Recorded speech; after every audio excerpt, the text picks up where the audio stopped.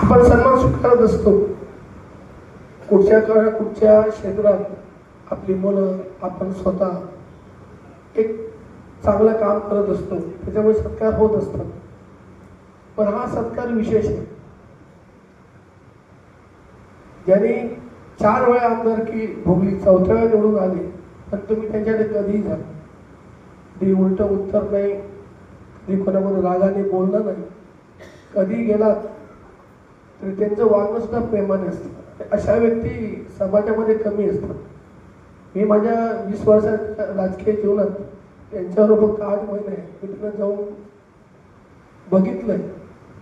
एकदम सरळ साधा माणूस, कोणी काही बोललं तरी उत्तर देणारा माणूस, आपलं काम करत राहणारा माणूस.